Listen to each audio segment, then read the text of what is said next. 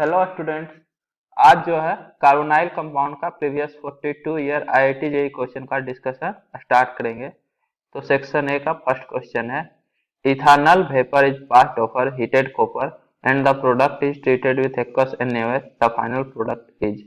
तो आपके पास ethanol vapour है C2H5OH, इसका रिएक्शन कर रहे हैं हीटेड कॉपर मतलब कॉपर ऑब्लिक हीट से। तो जो प्रोडक्ट बन रहा है उसको फिर एक्वस NaOH से ट्रीट कर रहे हैं। तो कॉपर ऑब्लिक हीट से ये CH3CHO बना लेगा एल्डिहाइड। ये एक्चुअली में CH3CH2OH है, CH3CH2OH। इसका ऑक्सीडेशन होगा, तो ऑक्सीडेशन होगा तो एल्डिहाइड तक ही ऑक्सीडाइज होता है, फर्दर कार्बोक्सिलिक एसिड में कन्वर्ट नहीं होता है।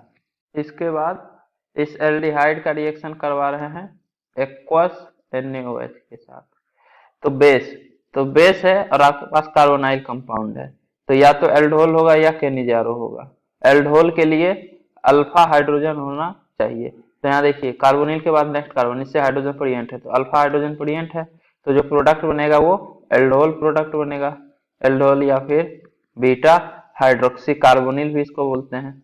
एक्चुअली में क्या होगा कि ये एसिडिक हाइड्रोजन होता है, तो बेस पहले एसिडिक हाइड्रोजन के साथ रिएक्शन करेगा तो CH2 माइनस CHO, क्योंकि H प्लस रिलीज हो जाएगा तो यहाँ CH2 माइनस बचेगा। अब ये न्यूक्लियोफाइल है तो एक और कार्बोनिल मतलब एसिटल्डिहाइड जो है CH3C डबल बॉन्ड OH, इस कार्बोनिल पे ये न्यूक्लियोफाइल अटैक करेगा, न्यूक्लियोफिलिक एडिशन। तो इस कार्बन और इस कार्बन के बीच में बॉन्ड बनेगा और ये डबल बॉन्ड इस तरह से शिफ्ट हो जाएगा। तो आपका जो प्रोडक्ट बनेगा CH3CH, ये CHO में से CH और ये डबल बॉन्ड जो है वो इस तरह से डबल बॉन्ड शिफ्ट होगा तो O माइनस, और इस कार्बन और इस कार्बन के बीच में बॉन्ड बनेगा। तो यहाँ से CH2 और CHO अटैच कर दीजिए। अब ये O माइनस जो है एक्वा से H2O से H प्लस एक्सेप्ट करके OH बना लेगा, तो यहाँ पे इस तरह से O माइनस को OH, ये आपका एल्डोल प्रोडक्ट हो गया। और बीटा हाइड्रोक्सी कार्बोनिल क्यों? क्योंकि कार्बोनिल के रिस्पेक्ट में बीटा पोजीशन से OH अटैच है, मतलब बीटा पोजीशन से हाइड्रोक्सी ग्रुप अटैच है। देखिए ये अल्फा कार्बन, ये बीटा कार्बन, तो बीटा से OH अटैच है इसलिए इसको बीटा हाइड्रोक्सी कार्बोनिल भी बोलते हैं। अब इसका फर्दर कंडेंसेशन नहीं करवाना है, क्यों? क्योंकि एक्वस के OH है, हीट नहीं है, फर्दर हीट नहीं है तो एल्डोल तक ही रुकेगा, एल्डोल कंडेंसेशन नहीं होगा। तो फाइनल प्रोडक्ट आपका एल्डोल होगा, एल्डोल या बीटा हाइड्रोक्सी कार्बोनिल। इसके बाद सेक्शन बी, तो इसमें भी एक क्वेश्चन है ट्रू और फॉल्स। इसमें पूछ रहा है benzaldehyde undergoes aldol condensation in an alkaline medium. तो बेसिक मीडियम में बेंजल्डिहाइड एल्डोल कंडेंसेशन शो करता है, ट्रू है या फॉल्स है? तो बेंजल्डिहाइड आपका होता है बेंजीन से CHO ग्रुप अटैच कर दीजिए तो बेंजल्डिहाइड। अब एल्कलिन मीडियम मतलब बेस है आपके पास NaOH, तो एल्डोल कंडेंसेशन होगा क्या? तो देखिए एल्डोल कंडेंसेशन के लिए अल्फा हाइड्रोजन का परियंट होना जरूरी है, लेकिन यहाँ कार्बोनिल के बाद नेक्स्ट कार्बन ये अल्फा कार्बन ही नहीं है, क्योंकि sp3 हैबिटाइड कार्बन अल्फा कार्बन होता है। और दूसरा बात, यहाँ पे हाइड्रोजन भी परियंट नहीं है, क्योंकि ये कार्बन ऑलरेडी 4 बॉन्ड बनाया हुआ है, दो 1 2 3 और एक कार्बन के साथ, तो चारों कार्बन के साथ ही बॉन्ड है, तो यहाँ हाइड्रोजन है ही नहीं, तो अल्फा हाइड्रोजन तो हो ही नहीं सकता है। इस केस में अल्फा कार्बन ही नहीं है तो अल्फा हाइड्रोजन कहाँ से होगा? अगर आप इसको अल्फा कार्बन मानते भी हैं कार्बोनिल के बाद नेक्स्ट कार्बन को, तब भी यहाँ पे हाइड्रोजन ही नहीं है, तो अल्फा हाइड्रोजन तो किसी भी केस में नहीं है, अगर आप गलत भी सोच रहे हैं तब भी। तो ये NaOH के साथ केनिजारो रिएक्शन शो करेगा, एल्डोल कंडेंसेशन शो नहीं करेगा, तो आपका आंसर फॉल्स हो जाएगा। इसके बाद सेक्शन सी, तो सेक्शन सी में फर्स्ट क्वेश्चन है the Cannizzaro reaction is not given by. तो आपको बताना है इन सभी में से किसके द्वारा केनिजारो रिएक्शन नहीं दिया जाएगा, मतलब जो केनिजारो रिएक्शन देगा वो आंसर नहीं होगा।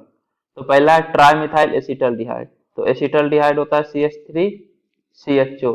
अब यहाँ ट्राइमिथाइल मतलब तीनों हाइड्रोजन के जगह यहाँ जो CH3 रहता है वहां 3 मिथाइल ग्रुप लगा दीजिए, CH3 CH3 और CH3। तो ये जो है केनिजारो रिएक्शन देगा, क्यों? क्योंकि इसमें अल्फा हाइड्रोजन प्रेजेंट नहीं है। यहाँ कार्बोनिल के बाद नेक्स्ट कार्बन, ये कार्बन हो गया, इससे हाइड्रोजन अटैच ही नहीं है, कार्बन अटैच है, मतलब अल्फा हाइड्रोजन परियंत नहीं है। अल्फा हाइड्रोजन परियंत नहीं है तो ये केनिजारो रिएक्शन देगा, और केनिजारो देगा तो अपना आंसर नहीं होगा, नॉट गिवन बाय। एसिटल्डिहाइड, तो एसिटल्डिहाइड होता है CH3CHO, कार्बन के बाद नेक्स्ट कार्बन, इससे हाइड्रोजन अटैच है, मतलब ये एल्डोल रिएक्शन देगा। अगर एल्डोल देगा तो केनिजारो नहीं देगा, मतलब अपना आंसर हो जाएगा, क्योंकि केनिजारो के लिए अल्फा हाइड्रोजन का अब्सेंट होना जरूरी है। अगर अल्फा हाइड्रोजन प्रेजेंट रहेगा तो ये एल्डोल रिएक्शन दे देगा। इसके बाद नेक्स्ट बेंजल्डिहाइड, तो बेंजल्डिहाइड का तो अभी ट्रू और फॉल्स में देखे थे कि ये केनिजारो रिएक्शन देता है, और केनिजारो रिएक्शन देता है तो अपना आंसर होगा ही नहीं। फॉर्मल्डिहाइड HCHO, तो अल्फा कार्बन ही नहीं है, कार्बोनिल के बाद नेक्स्ट कार्बन होना चाहिए, एक ही कार्बन है, तो अल्फा कार्बन ही नहीं है तो अल्फा हाइड्रोजन कहाँ से होगा, तो ये भी आंसर नहीं होगा। तो ये तीनों आंसर नहीं होगा, ऑप्शन बी करेक्ट है। इसके बाद सेकंड क्वेश्चन, मेटा क्लोरोबेंजल्डिहाइड, तो बेंजल्डिहाइड में मेटा पोजीशन से क्लोरीन अटैच है, तो ये यहाँ से PHCHO। अब इसके मेटा पोजीशन यहाँ से क्लोरीन अटैच कर दीजिए, तो ये आपका मेटा क्लोरोबेंजल्डिहाइड है। अब इसका रिएक्शन करवा रहे हैं कंसंट्रेटेड KOH से, मतलब बेस से, रूम टेम्परेचर पे, तो क्या होगा, तो ये जो है केनिजारो रिएक्शन शो करेगा, क्योंकि इसमें अल्फा हाइड्रोजन तो प्रेजेंट है नहीं, तो केनिजारो रिएक्शन शो करेगा तो डिस्प्रोपोर्शनेशन होगा, ये खुद ही ऑक्सीडाइज होगा, खुद ही रिड्यूस होगा। तो ऑक्सीडाइज होने के बाद ये यहाँ से तो क्लोरीन एज इट इज, और एल्डिहाइड से ऑक्सीडाइज होगा तो COOH carboxylic acid plus reduce होगा तो CH2OH अल्कोहल, और यहाँ Cl जो था पहले से वो तो रहेगा ही। अब ये कार्बोजाइलिक एसिड और ये बेस, तो एसिड और बेस भी आपस में रिएक्शन करेगा, तो एसिड और बेस रिएक्शन करके साल्ट बनाएगा, तो ये COOH से COOK रह जाएगा, पोटेशियम बेंजोएट। तो अब जो है ऑप्शन चेक कीजिए, तो पहला है पोटेशियम मेटाक्लोरोबेंजोएट, तो हाँ पोटेशियम मेटाक्लोरोबेंजोएट तो बना है, और साथ में मेटा हाइड्रोक्सी बेंजल्डिहाइड नहीं, बेंजाइल अल्कोहल है, बेंजल्डिहाइड नहीं है, ये ध्यान रखिए। तो ऑप्शन ए में यहाँ से गलत हो गया। मेटा हाइड्रोक्सी, हाइड्रोक्सी कहाँ से, मेटा पोजीशन पे तो क्लोरो होगा, मेटा क्लोरो बेंजाइल अल्कोहल यहीं से रिजेक्टेड है। Meta chloro benzyl alcohol and Meta hydroxy, फिर से हाइड्रोक्सी गलत है, ऑप्शन डी ही बच गया, यही होगा पोटेशियम मेटा क्लोरो बेंजोएट, तो हाँ ये तो है, and Meta chloro benzyl alcohol, तो मेटा क्लोरो बेंजाइल अल्कोहल भी है, मेटा क्लोरो बेंजाइल अल्कोहल और पोटेशियम मेटा क्लोरो बेंजोएट, तो ऑप्शन डी करेक्ट है। इसके बाद थर्ड है, in the Cannizzaro reaction given below the slowest step is, तो ये जो है केनिजारो रिएक्शन दिया हुआ है कि बेंजल्डिहाइड डिस्प्रोपोर्शनेट करके benzyl alcohol plus benzoic acid बनाता है, लेकिन बेंजोइक एसिड जो है फर्दर बेस के प्रेजेंस में H+ रिलीज कर देता है, तो बेंजोएट आयन बना रहा है। तो अगर आपको मैकेनिज्म अच्छे से ध्यान है तो वहां पे हम बताए थे कि H- हाइड्राइड का ट्रांसफर RDS होता है, और RDS वाला स्टेप ही सबसे स्लो होता है, तो सबसे स्लो स्टेप H- का ट्रांसफर होगा, the transfer of hydride to the carbonyl group, option B ये आपका करेक्ट आंसर है। बाकी सब तो करेक्ट नहीं है। The extraction of proton from the carboxylic acid, तो extraction of proton from carboxylic acid मतलब PHCOH जो बन रहा है इससे H+ का रिलीज होना, तो इससे H+ रिलीज होना मतलब एसिड बेस रिएक्शन, और एसिड बेस रिएक्शन सबसे फास्ट होता है, ये पॉइंट हमेशा ध्यान रखिए, ये स्लो हो ही नहीं सकता है, तो ये स्लोवेस्ट स्टेप नहीं है। नेक्स्ट द डिप्रोटोनेशन ऑफ PHCH2OH, तो बेंजाइल अल्कोहल का डिप्रोटोनेशन, डिप्रोटोनेशन बोलिए या H+ का एक्सट्रैक्शन बोलिए, बात सेम ही है। तो अगर आप प्रोडक्ट देखेंगे तो बेंजाइल अल्कोहल से तो H+ रिलीज ही नहीं हुआ, इसका तो डिप्रोटोनेशन हुआ ही नहीं है, तो ये वाला स्टेप कहाँ से स्लोवेस्ट होगा, जो स्टेप हुआ ही नहीं है। इसके बाद the attack of OH- to the carbonyl group, तो ये स्टेप स्लोवेस्ट नहीं होता है, मैकेनिज्म में हम बता चुके हैं, सबसे स्लोवेस्ट स्टेप यही है, H- का निकलना। इसके बाद fourth, benzoyl chloride is prepared from benzoic acid by, तो आपके पास बेंजोइक एसिड है PHCOOH, इससे आपको PHCOCl बनाना है, PHCOCl, मतलब RCOH से RCOCl बनाना है।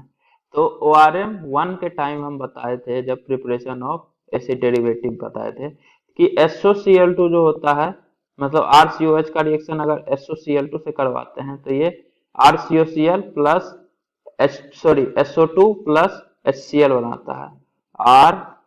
RCOCl plus SO2 plus HCl। तो इस तरह से SOCl2 से हम लोग बेंजोइक एसिड से बेंजोइल क्लोराइड प्रिपेयर कर सकते हैं। अब ऑप्शन ए देखिए, Cl2 पब्लिक HMU, तो ये तो रेडिकल प्रोड्यूस करता है सनलाइट के प्रेजेंस में Cl2, तो ये तो रेडिकल सब्स्टिट्यूशन रिएक्शन करेगा, COOH से COCl तो बनाएगा नहीं। और SOCl2 का तो कहीं ऑर्गेनिक में तो हमको नहीं ध्यान आता है कि कहीं पे हम यूज किए हैं SO2Cl2। इसके बाद Cl2 H2O, तो ये इलेक्ट्रोफिलिक सब्स्टिट्यूशन रिएक्शन करता है, मतलब ये बेंजीन पे अटैक करेगा, ना कि COOH पे, यहाँ से OH हटा के Cl लगाएगा। तो ये भी जो है बेंजाइल क्लोराइड प्रिपेयर नहीं करेगा, तो आपका आंसर सी होगा। इसके बाद फिर fifth question, a mixture of benzaldehyde and formaldehyde on heating with aqueous and NaOH solution gives. तो आपके पास बेंजल्डिहाइड और फॉर्मल्डिहाइड है, PHCHO प्लस HCHO। अब जो है इसका रिएक्शन करवा रहे हैं बेस से, NaOH से। तो सबसे पहले तो चेक कीजिए किसी के पास भी अल्फा हाइड्रोजन प्रेजेंट है क्या। अगर दोनों में से किसी के पास अल्फा हाइड्रोजन प्रेजेंट होगा तब तो एल्डोल रिएक्शन, और दोनों में से किसी के पास नहीं है, मतलब अल्फा हाइड्रोजन एब्सेंट है, तो जाके केनिजारो रिएक्शन होगा। तो बेंजल्डिहाइड में भी नहीं रहता अल्फा हाइड्रोजन, और इसके पास तो अल्फा कार्बन ही नहीं है, तो अल्फा हाइड्रोजन तो होने का बात ही नहीं है, मतलब केनिजारो होगा। और क्रॉस केनिजारो होगा क्योंकि दो मॉलिक्यूल दिया हुआ है। तो क्रॉस केनिजारो में क्या होता है, मोर रिएक्टिव एल्डिहाइड जो है H माइनस डोनर रहता है, मतलब ऑक्सीडाइज होता है। इन दोनों में ज्यादा रिएक्टिव कौन सा है, तो देख लीजिए किस पे ज्यादा डेल्टा पॉजिटिव चार्ज है, कार्बन पे। ये जो कार्बोनिल रहता है C डबल बॉन्ड, इस पे डेल्टा पॉजिटिव चार्ज जिस केस में ज्यादा रहेगा वो ज्यादा रिएक्टिव कहलाएगा। तो यहाँ पे H C double bond H, तो ये जो ऑक्सीजन है कार्बन से इलेक्ट्रॉन खींच लेता है, तो इस पे डेल्टा पॉजिटिव चार्ज आता है। सिमिलरली बेंजल्डिहाइड में भी यहाँ पे डेल्टा पॉजिटिव चार्ज आएगा, लेकिन इस केस में एक हाइड्रोजन की जगह बेंजीन लगा हुआ है, तो बेंजीन जो है प्लस एम शो करेगा। यहाँ पाई सिग्मा, और ये अगर पॉजिटिव चार्ज है तो प्लस एम से इलेक्ट्रॉन दे देगा, तो इलेक्ट्रॉन देगा तो इससे पॉजिटिव चार्ज कम रहेगा। तो अगर पॉजिटिव चार्ज इससे कम है तो न्यूक्लियोफाइल का अटैक करने का टेंडेंसी भी यहाँ कम है, मतलब ये कम रिएक्टिव है। OH माइनस जो है न्यूक्लियोफाइल इस कार्बन पे अटैक करना चाहेगा, क्योंकि इसके पास ज्यादा डेल्टा पॉजिटिव चार्ज है, इलेक्ट्रॉन का कमी ज्यादा है, तो OH माइनस ज्यादा यहाँ पे अटैक करना चाहेगा। तो यही ज्यादा रिएक्टिव है, यही आपका ऑक्सीडाइज करेगा। तो HCHO ऑक्सीडाइज करेगा तो HCOOH बनाएगा, फॉर्मिक एसिड। लेकिन बेस के प्रेजेंस में फॉर्मिक एसिड से ये फॉर्मेट आयन बना लेगा, क्योंकि ये एसिड बेस रिएक्शन कर लेगा। तो HCOOH से HCOO माइनस बनेगा, और साथ में बेंजल्डिहाइड का रिडक्शन होगा, तो रिडक्शन होगा तो ये बेंजाइल अल्कोहल बनेगा, CHO से CH2OH। तो benzyl alcohol and sodium format. इस एनायन के साथ Na प्लस भी तो रहेगा साल्ट बनाने के बाद। तो देख लीजिए कौन सा ऑप्शन है, benzyl alcohol and sodium format, option A he correct है। यहाँ सोडियम बेंजोएट दिया हुआ है, मतलब ये बोल रहा है कि ये जो बेंजल्डिहाइड है इसका ऑक्सीडेशन हो तो ये बेंजोइक एसिड बनाएगा, और फर्दर बेस के साथ रिएक्शन करके सोडियम बेंजोएट साल्ट बनाएगा, जबकि ऐसा होगा ही नहीं। सोडियम बेंजोएट फिर से rejected, benzyl alcohol and methyl alcohol, तो ये दोनों का तो रिडक्शन होगा नहीं, एक का रिडक्शन होगा एक का ऑक्सीडेशन होगा। यहाँ पे HCHO का भी रिडक्शन करवा दिया है, मतलब एल्डिहाइड से अल्कोहल बना दिया है, जबकि फॉर्मल्डिहाइड का ऑक्सीडेशन होगा। Next, compound A molecular formula this, तो आपके पास कंपाउंड है और उसका मोलिकुलर फॉर्मूला दिया हुआ है। Is treated with acidified potassium dichromate, तो एसिडिफाइड पोटेशियम डाइक्रोमेट से इसका रिएक्शन करवाते हैं तो प्रोडक्ट भी बनता है, जिसका मोलिकुलर फॉर्मूला C3H6O है। B for shining silver mirror on warming with ammoniacal silver nitrate. और बी जो है शाइनिंग सिल्वर मिरर शो करता है टोलेंस एजेंट के साथ। Ammoniacal silver nitrate Tollens agent ही है, मतलब कि ये आपका एल्डिहाइड है। बी जो है ये एल्डिहाइड है, carbonyl. B when treated with aqueous solution of NH2CO NH2.HCl and sodium acetate gives a product C। अब बी का रिएक्शन करवा रहे हैं अमोनिया डेरिवेटिव से, ये अमोनिया डेरिवेटिव ही तो है, तो ये प्रोडक्ट सी बनाता है। तो आपको सी का स्ट्रक्चर बताना है। तो सबसे पहले तो देखिए बी जो है ये आपका C3H6O है, 3 कार्बन एटम का एल्डिहाइड। तो एल्डिहाइड के लिए CHO और आपके पास 2 कार्बन बचा हुआ है, तो 2 कार्बन तो इस तरह से CH2 CH3 एक ही पॉसिबिलिटी है। तो बी का तो स्ट्रक्चर यही है। अब इसका रिएक्शन अगर आप करवाइएगा NH2CO NH2 से .HCl, तो हम अमोनिया डेरिवेटिव का रिएक्शन जब बताए थे कार्बोनिल के साथ, तो वहां पे हम बताए थे कि HCl जो है वो सिर्फ पीएच को मेंटेन करने के लिए रहता है, मतलब ये रिएक्शन में पार्ट नहीं लेता है। इसके कारण मीडियम एसिडिक रहता है, ताकि ये फेवरेबल कंडीशन है रिएक्शन के लिए। तो कार्बोनिल का reaction ammonia derivative NH2CO NH2, तो -H2 होता है। तो फिर से एक बात बता रहे हैं, ये गलती नहीं करना है, क्योंकि ये वाला नाइट्रोजन जो है सी डबल बॉन्डों के साथ कंजुगेशन में है, तो इसलिए ये वाला नाइट्रोजन ज्यादा न्यूक्लियोफिलिक होता है। मतलब यहाँ से हो और ये 2 H2 नहीं, यहाँ से हो और ये 2 H2 जाएगा -H2, मतलब इस कार्बन और इस नाइट्रोजन के बीच में बॉन्ड बनेगा। तो आपके पास CH3 CH2 CH और इस कार्बन और इस नाइट्रोजन के बीच में डबल बॉन्ड, एंड उसके बाद NH फिर CO NH2 है, मतलब इसके बाद फिर NHCO NH2। अगर इधर से -H2O कर दीजिएगा तो CH के बाद डबल बॉन्ड N फिर CO फिर NH NH2 हो जाएगा, जो कि गलत है, इसको ध्यान रखिएगा। यहाँ पे देखिए गलती करवाया हुआ है एक्चुअली में। पहले तो ऑप्शन ए यही करेक्ट है, CH3 CH2 CH double bond N NHCO NH2। देखिए double bond N NHCO NH2, तो ये आपका ऑप्शन ए करेक्ट है।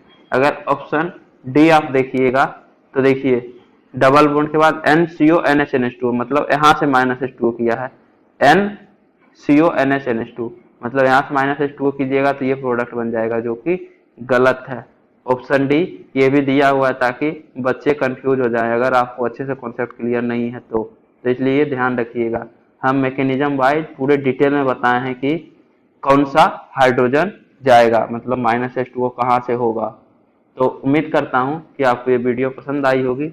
यदि आपको ये वीडियो पसंद आई है तो इसे लाइक करें, कमेंट करें और अपने दोस्तों के बीच शेयर करना ना भूलें। Thank you.